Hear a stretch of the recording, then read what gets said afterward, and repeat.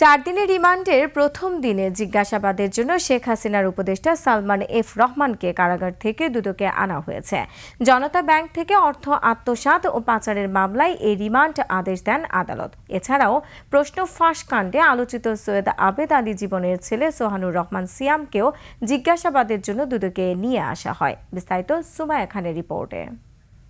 Colour expert এবং mild on hands technology সমৃদ্ধ Orix advance detergent powder আপনার লন্ড্রি এক্সপার্ট।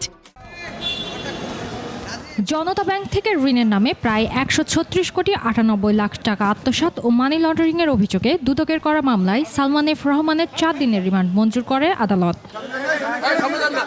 রিমান্ডের প্রথম দিনে জিজ্ঞাসাবাদের জন্য বেক্সিমকো গ্রুপের ভাইস চেয়ারম্যান ও সাবেক সংসদ সদস্য সালমান এফ রহমানকে দুর্নীতি দমন কমিশনে আনা হয়। দুদক মহাপরিচালক জানান, জালিয়াতির সঙ্গে ছেলে আহমেদ শায়ান ও ভাতিজা আহমেদ শাহরিয়ারের মালিকাধীন দুবাই ভিত্তিক প্রতিষ্ঠানের সংশ্লিষ্টতা পাওয়া গেছে। এ বিষয়ে গত বছরের 3 নভেম্বর সালমান এফ রহমান সহ 22 জনের বিরুদ্ধে মামলা করে সংস্থাটি।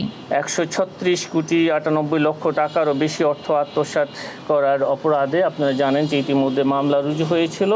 সেই মামলা সংক্রান্তে জনাব সালমান ফজলুর রহমানকে জিজ্ঞাসাবাদের জন্য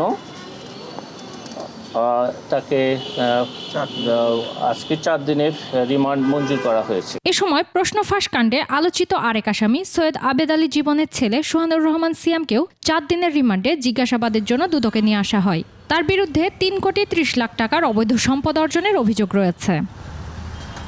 এদিকে 8,000 কোটি টাকা সন্দেহজনক লেনদেনের প্রমাণ পাওয়ায় ইস্টার্ন ব্যাংকের চেয়ারম্যান শওকত আলী চৌধুরীর তথ্য চেয়ে বিভিন্ন ব্যাংকে চিঠি দিয়েছে দুদক। ইস্টার্ন ব্যাংক পিএলসির চেয়ারম্যান জনাব শওকত আলী চৌধুরী ও তার পরিবারের সদস্যদের ব্যাংক হিসেবে 8,000 কোটি টাকা লেনদেন এবং এলসির মাধ্যমে জাহাজ ভাঙার নামে বিভিন্ন অনিয়ম, দুর্নীতি এবং ক্ষমতার অপব্যবহারের মাধ্যমে শেল কোম্পানি দেখিয়ে বিদেশে টাকা পাচারের অভিযোগের বিষয়টি অনুসন্ধানাধীন রয়েছে। সুমাইয়া খান, 21 টেলিভিশন, ঢাকা।